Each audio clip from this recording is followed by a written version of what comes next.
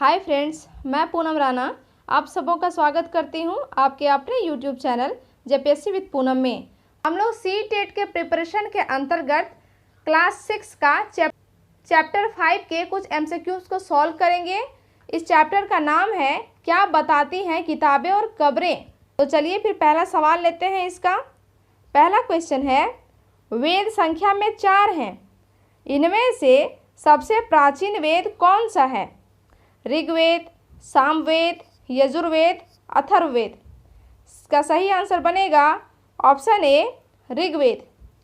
वेद हमारे 4 हैं, ऋग्वेद, सामवेद, यजुर्वेद, अथर्ववेद। सबसे पुराना है ऋग्वेद और सबसे नया है, मतलब जो सबसे बाद में बना है, वो है अथर्ववेद। ऋग्वेद की रचना जो की गई थी वो 3500 साल पहले की गई थी। इसमें 1028 सूक्त हैं। सूक्त का मतलब होता है अच्छी तरह से बोला गया, और 10,462 ऋचाएँ हैं। इनमें ऋग्वेद में 3 प्रमुख देवता हैं जिनका नाम बार बार आता है और क्वेश्चन भी यहाँ से पूछा जाता है। इन तीनों देवताओं का एक तो है अग्नि, दूसरे हैं इंद्र और तीसरे हैं सोम देवता। नदियों का उल्लेख भी इसमें बहुत बार किया गया है। इसमें गंगा नदी का 1 बार वर्णन किया गया है और यमुना नदी का 3 बार वर्णन किया गया है। नेक्स्ट, ऋग्वेद के संदर्भ में निम्नलिखित कथनों पर विचार कीजिए। ऋग्वेद में सभी सूक्तों की रचना पुरुषों द्वारा की गई थी। दूसरा है, ऋग्वेद की भाषा प्राक संस्कृत या वैदिक संस्कृत कहलाती है। तीसरा कथन है, ऋग्वेद का उच्चारण और श्रवण किया जाता था, ना कि इन्हें पढ़ा जाता था। आपको बताना है कि उपर्युक्त कथनों में से कौन सा कथन सही है। यहाँ पर सही पूछा जा रहा है। आपके ऑप्शंस इस प्रकार हैं, आप ऑप्शंस को देख लीजिए और इसका सही आंसर बनेगा ऑप्शन सी, केवल 2 और 3 कथन ही सही है। ऋग्वेद की भाषा प्राक संस्कृत या वैदिक संस्कृत कहलाती थी, बिल्कुल सही है। ऋग्वेद का उच्चारण और श्रवण किया जाता था, इन्हें पढ़ा नहीं जाता था।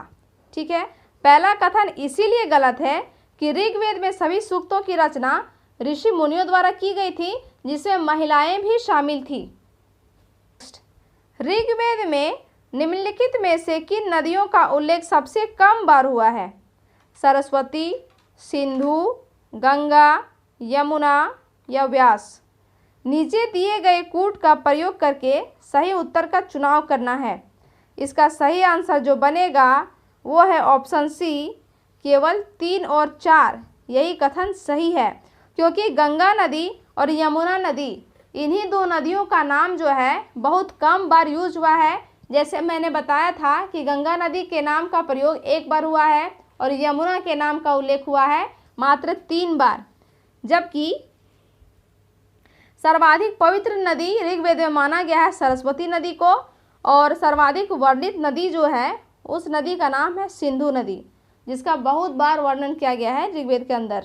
नेक्स्ट, ऋग्वैदिक युद्धों के संदर्भ में कौन सा कथन सही नहीं है? इस काल में मवेशियों के लिए युद्ध लड़े जाते थे। लड़ाइयाँ जमीन के लिए भी लड़ी जाती थी। युद्ध में जीता गया धन केवल सरदारों और पुरोहितों में बांटा जाता था। और चौथा है, इस काल में युद्धों के लिए कोई अस्थायी सेना नहीं होती थी। इसमें बताना है कि इसमें गलत कथन कौन सा है। इसका सही आंसर होगा ऑप्शन सी, युद्ध में जीता गया धन केवल सरदारों और पुरोहितों में बांटा जाता था।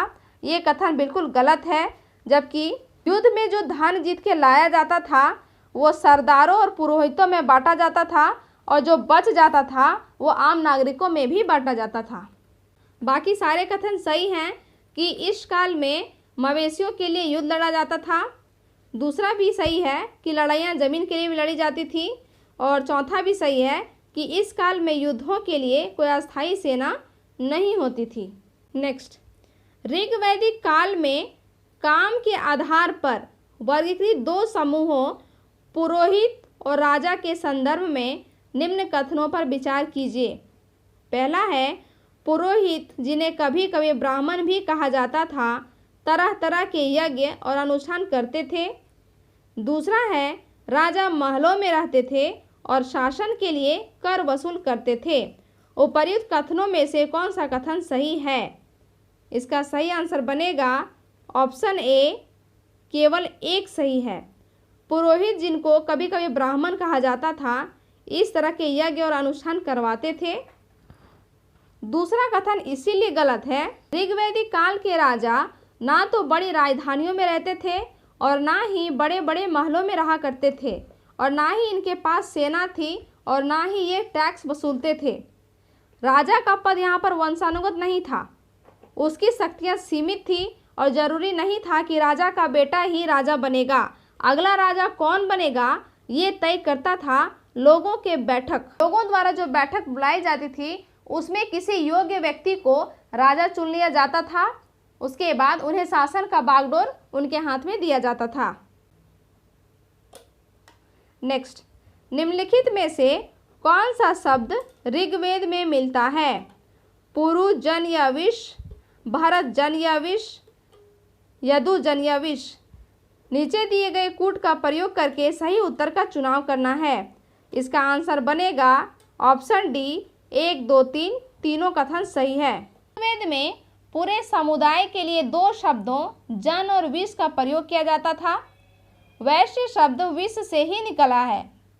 इसमें विष और जनों के नाम मिलते हैं, इसीलिए हमें पुरुजन, भरतजन या यदुजन का उल्लेख मिलता है।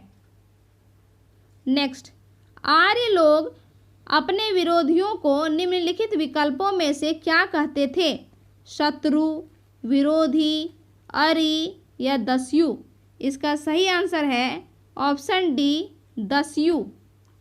आर्य दस्युओं को अपना विरोधी बताते थे। दस्यु वे लोग थे जो यज्ञ नहीं करते थे और ये लोग दूसरी भाषा बोला करते थे। बाद में यही दस्यु दास में बदल गया, जिसका अर्थ होने लगा गुलाम।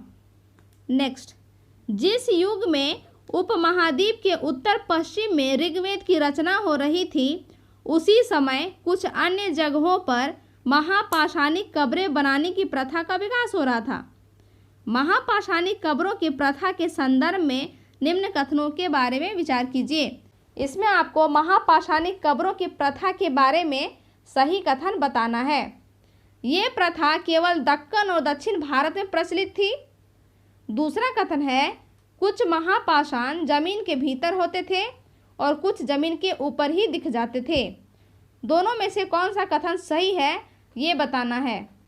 आपके ऑप्शंस इस प्रकार हैं और इसका सही आंसर जो बनेगा वो है ऑप्शन बी, कि ये प्रथा सिर्फ दक्कन और दक्षिण भारत में नहीं बल्कि ये उत्तर पूर्वी भारत और कश्मीर में भी प्रचलित थी। जबकि कुछ महापाषाण जमीन के भीतर होते थे और कुछ जमीन के ऊपर ही दिख जाया करते थे। ये कथन बिल्कुल सही है। नेक्स्ट, निम्नलिखित कथनों में से कौन से चिन्ह जमीन के भीतर महापाषाणिक कब्रों को दर्शाते हैं? ए, गोलाकार सजाए हुए पत्थर, अकेले खड़ा हुआ पत्थर, पत्थरों के बड़े चबूतरे। नीचे दिए गए कूट का प्रयोग कर सही उत्तर का चुनाव करना है। इसका सही आंसर बनेगा ऑप्शन बी, केवल 1 और 2 यही कथन सही हैं। गोलाकार सजाए हुए पत्थर और अकेला खड़ा हुआ पत्थर जमीन के भीतर महापाषाणिक कब्रों को दर्शाते हैं। नेक्स्ट, सभी महापाषाणिक कब्रों में कुछ समानताएं हैं। सामान्यतः मृतकों को खास किस्म के मिट्टी के बर्तनों के साथ दफनाया जाता था। इन बर्तनों को निम्न में से किस नाम से जाना जाता है? तो आपके ऑप्शन है इस प्रकार, आप देख लीजिए। इसका सही आंसर जो होगा ये है ऑप्शन ए, काले लाल मिट्टी के बर्तन। महापाषाणिक कब्रों में सामान्यतः काले और लाल मिट्टी के बर्तनों को मृतकों के साथ दफना देते थे। ये एक ऐसी समानता है जो लगभग सभी महापाषाणिक कब्रों में दिखाई पड़ती है।